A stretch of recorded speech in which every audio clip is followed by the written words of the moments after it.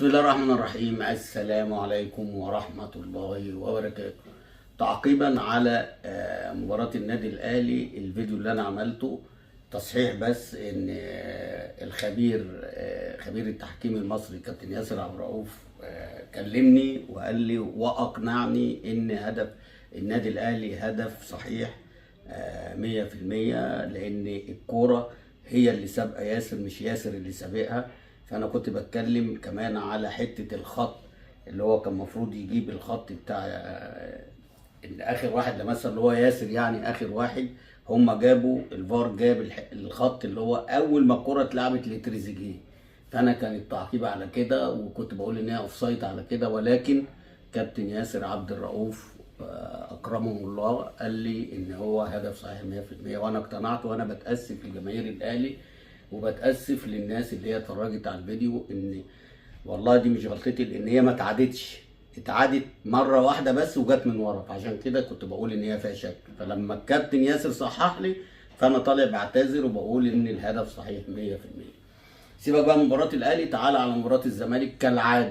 كالعاده الزمالك لازم يعكنن على جماهيره.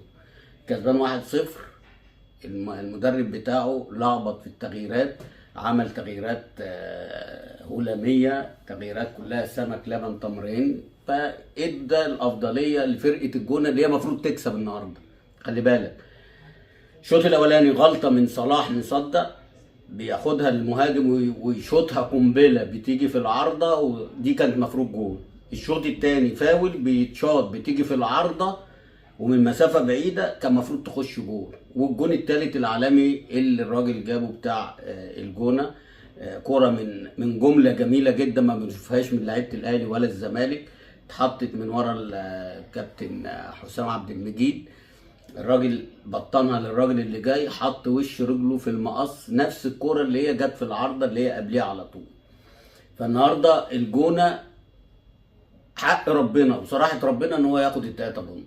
الزمالك النهارده بيلعب اللعب اللي هو في منظره اكتر، في فرد عضلات، في ان احنا مش هنخسر فيه، فربك يعني كرمهم وخلاهم يتعادلوا في الاخر. الفنيات، انا شايف الفنيات كانت فرقه الجونه احسن من الفنيات بتاعت فرقه الزمالك. باختصار شديد، الزمالك النهارده لا يستحق التعادل، الزمالك النهارده يستحق الخساره وعن جداره وقبل المباراه عشان يفوقوا اللعيبه. وده اللي الناس كانت بتحذر منه، ان انت عندك بزيرة موقوف وطبعا وفاة جدته، وعندك بنتايك موقوف وما اعرفش مش عايز تلعب بيه، وفي لعيبه بتلعب بالشوكه والسكينه، وفي لعيبه مش في دماغها خالص. فلازم التعادل ده النهارده يعيد حسابات الفرقه تاني عشان يرجعوا تاني لحالتهم في ماتش الاهلي. ونتفرج بقى على المباراه. النهارده الاهلي كان وحش والزمالك وحش، عايزين بقى نتفرج على ماتش يوم مباراه القمه اوحش واوحش. ليه؟ لان الفرقتين بصراحه يسدوا النفس. على العموم مبروك للجونه البونت اللي خده، وهارد لك للزمالك كان لازم يخسر عشان يفوق اكتر يعني.